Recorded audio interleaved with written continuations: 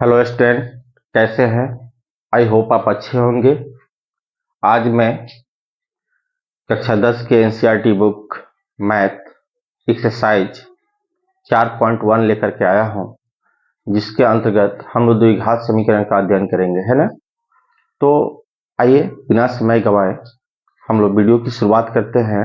आज का वीडियो जो है काफी महत्वपूर्ण रहने वाला है, अतः वीडियो को बिना स्किप किए शुरू से लेकर अंत तक देखिएगा। चलिए हम लोग वीडियो की शुरुआत करते हैं।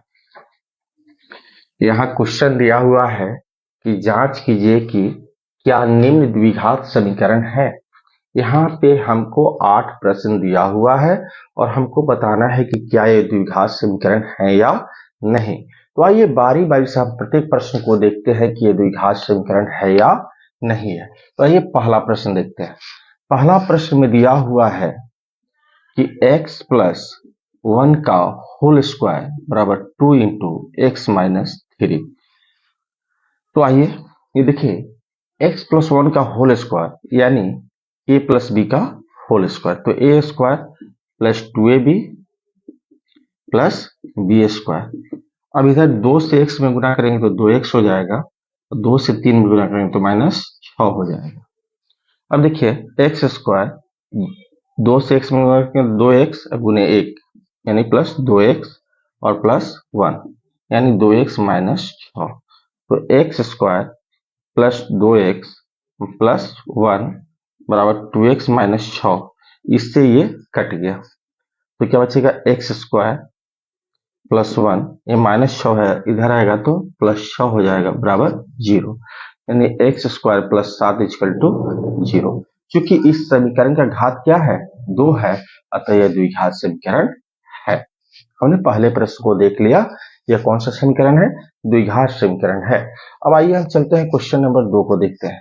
क्वेश्चन नंबर 2 हमारा क्या कहता है ना। तो क्वेश्चन नंबर 2 में दिया हुआ है एक्स स्क्वायर माइनस 2x बराबर माइनस 2 इंटू 3 माइनस एक्स, है ना। तो देखिए इसको तो ज्यों का त्यों लिख देंगे हम, और माइनस 2 से 3 में गुना करेंगे तो माइनस 6 हो जाएगा, माइनस माइनस प्लस 2x हो जाएगा।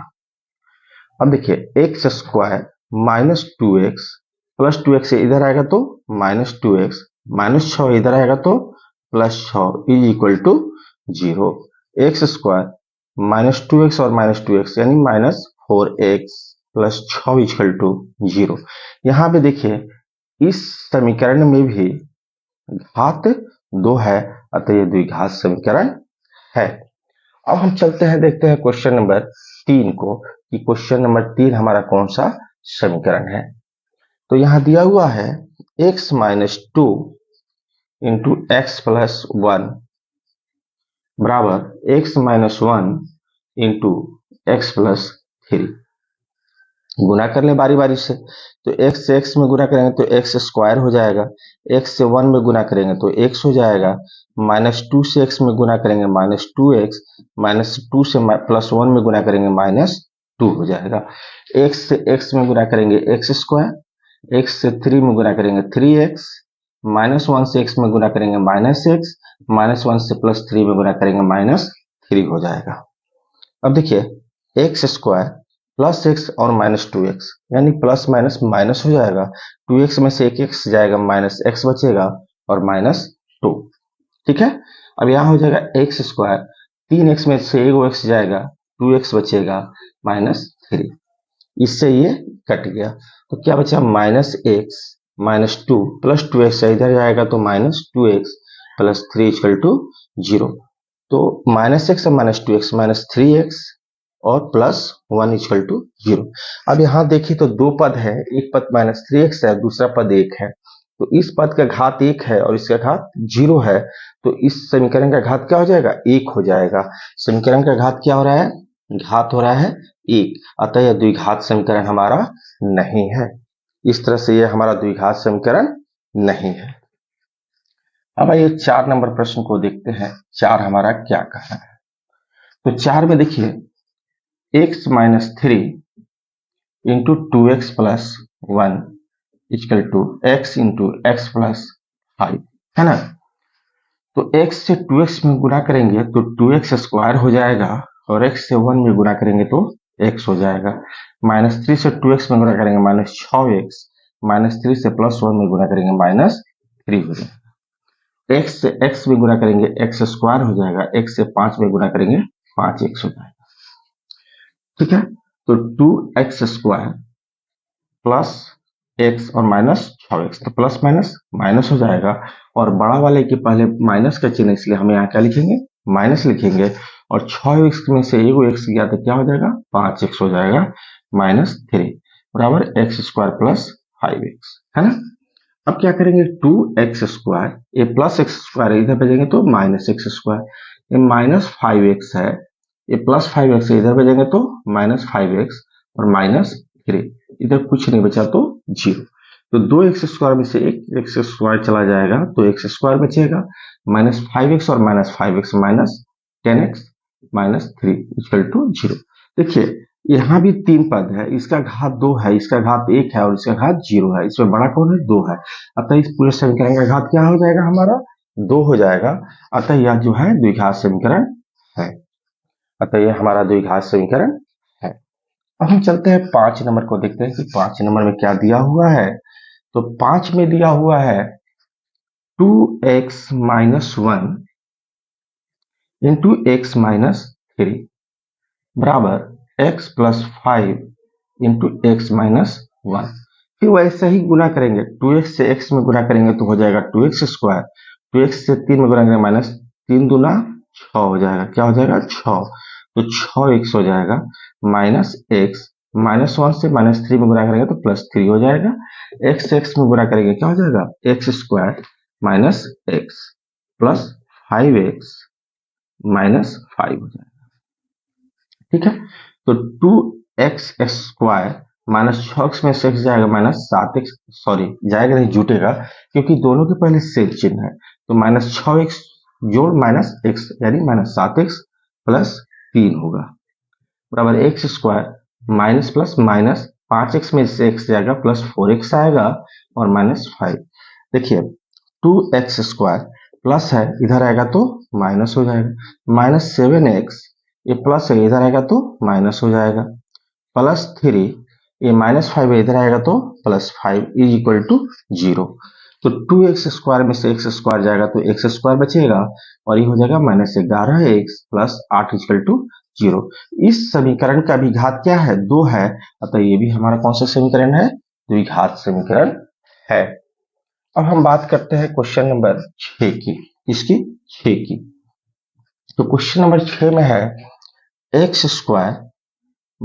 3x plus 1 is equal to x - 2 का होल स्क्वायर। तो इसको तो ज्यों का त्यों लिखे क्योंकि ये सरल स्थिति में है, लेकिन इसको सरल करना होगा। a - b का होल स्क्वायर यानी a² - 2ab, तो a² - 2a गुने b प्लस b का होल स्क्वायर, है ना। तो ये हो जाएगा x² - 3x plus 1 equal to x² - 4x plus 4।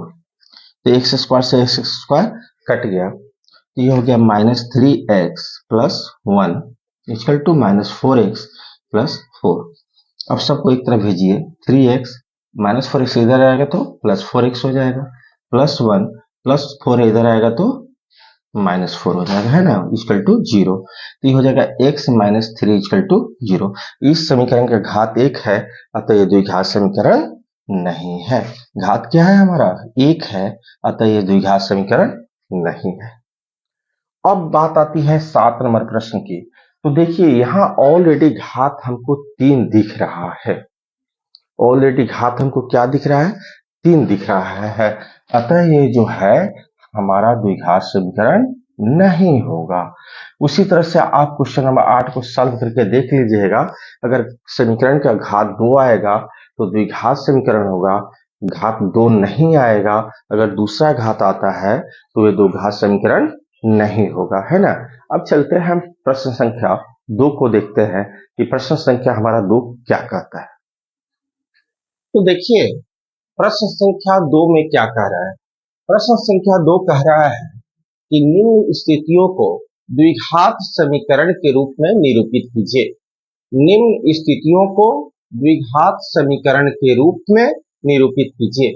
तो पहला स्थिति क्या है, यानी पहला प्रश्न क्या है? तो पहला प्रश्न कह रहा है कि एक आयताकार भूखंड का क्षेत्रफल 528 मीटर स्क्वायर है। क्षेत्र की लंबाई चौड़ाई के दुगुने से एक अधिक है। तो हमें भूखंड की लंबाई और चौड़ाई ज्ञात करनी है, क्योंकि यहाँ प्रश्न में कहा जा रहा है कि निम्न स्थितियों को द्विघात समीकरण के रूप में निरूपित कीजिए। इसको हमको हल नहीं करना है, इसको सिर्फ द्विघात समीकरण के रूप में क्या कर देना है, निरूपित कर देना है और छोड़ देना है। इसका हमको लंबाई चौड़ाई ज्ञात करना नहीं है, क्योंकि प्रश्न में कह रहा है कि लंबाई और चौड़ाई ज्ञात करना है।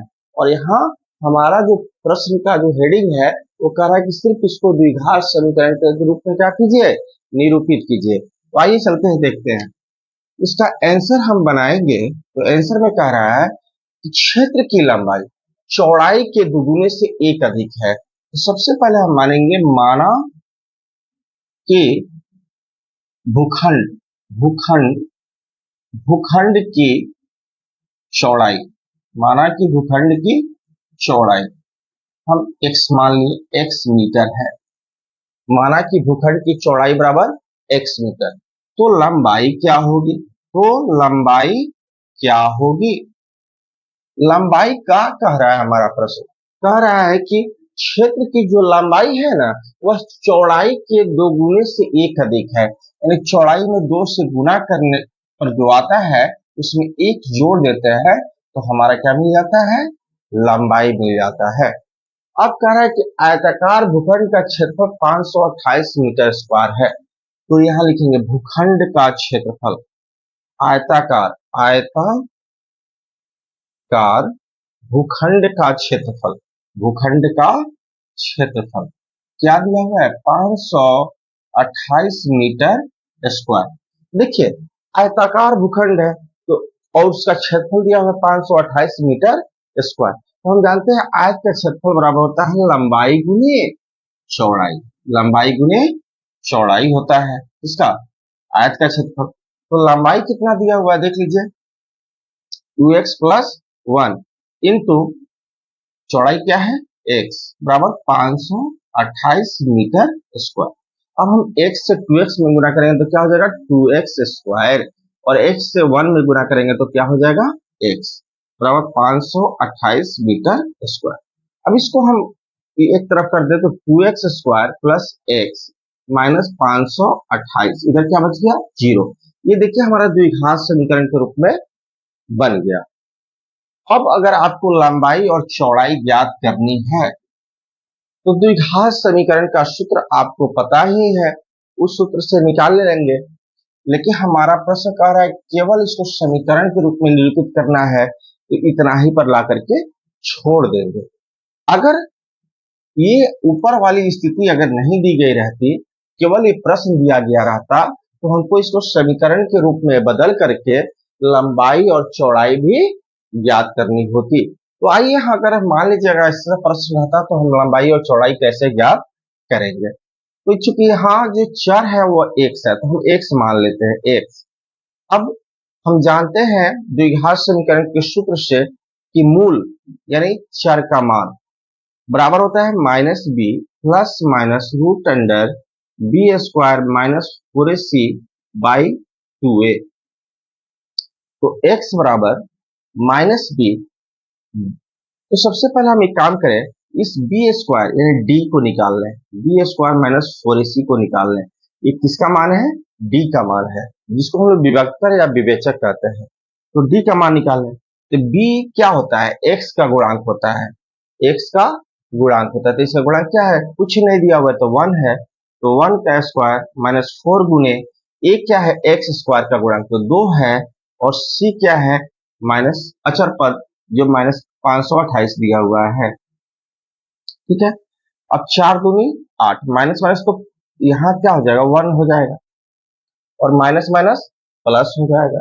4 दूनी 8, 8 से 528 में गुणा करेंगे, 8 अठाई 64, हाथ में 6, 8 दूना 16 6, कितना हो जाएगा 22, हाथ में 2, और 8 × 5 = 42। 8 25 40 2 42, ये हो जाएगा 42 25। क्या हो जाएगा जी? 42 25 हो जाएगा। अब आइए हम इसका सूत्र से निकालते हैं। तो x बराबर दिया हुआ है माइनस बी, तो b का मान क्या है? -1 है, तो यहाँ -1 रखेंगे, प्लस माइनस अब बी स्क्वायर माइनस 4ac, तो बी स्क्वायर माइनस 4ac का मान क्या है? 42 25 आया है, तो हम यहाँ लिख देंगे 42 25 बाई 2। ए का ए क्या है? तो एक्स स्क्वायर का गुणांक है, तो 2 है, तो यहाँ हम 2 से गुणा कर लेंगे, -1 प्लस माइनस। अब इसका जो है 42 25 का हमको वर्गमूल निकालना होगा, तो 42 25 का वर्गमूल निकालने के लिए हम भाग विधि से निकालेंगे, तो क्या हो जाएगा? 66 36 हो जाएगा, 12 हो गया 6, ये तो कट गया, 2 5 आएगा, 6 6 12। अब अगर हम यहाँ 5 लेते हैं तो 5 25, हाथ में 2 5 में 10 2 12, हासिल 1, 5 को 5 1 6 कट गया, यानी वर्गमूल क्या आएगा? 65 आएगा, तो हम यहाँ लिख देंगे 65 बटा 2 दूनी 4 हो जाएगा। ठीक है, -1 प्लस माइनस 65 बटा 4। अब x का 2 मान निकलेगा, x का कितना मान निकलेगा? 2। एक बार -1 में हम 65 को जोड़ करके 4 से भाग करेंगे, और एक बार -1 में हम 65 को घटा करके 4 से भाग करेंगे, तो ये हो जाएगा 64 बटा 4, और ये हो जाएगा -66 बटा 4। तो 4 एकम 4 4 6 24। देखिए हम माइनस वाले वैल्यू को नहीं लेते हैं, तो हमारा चौड़ाई क्या हो जाएगा? चौड़ाई क्या हो जाएगा? चौड़ाई बराबर x यानी 16 मीटर। लंबाई क्या हो जाएगा? तो लंबाई हमारा है, देखिए 2x प्लस 1, 2x प्लस 1 यानी 2 गुने 16 प्लस 1 यानी 32 प्लस 1 यानी 33 मीटर। इस तरह से हमारा आंसर निकल जाएगा। तो आज की वीडियो में हमने प्रश्न संख्या 1 के पूरे प्रश्नों को देखा और 2 के पहले प्रश्न को देखा। आई होप आपको वीडियो काफी पसंद आया होगा। तो प्लीज अगर आपको पसंद आया होगा तो लाइक और कमेंट करना नहीं भूलिएगा, और अपने दोस्तों के पास अधिक से अधिक मात्रा में शेयर कीजिए, ताकि वे भी इस वीडियो से लाभान्वित हो सके। इसका प्रश्न संख्या 2 का जो रेस्ट क्वेश्चन बच जा रहा है 2 3 4, वो नेक्स्ट वीडियो में मैं लेकर के आऊंगा। तब तक की थैंक यू, धन्यवाद।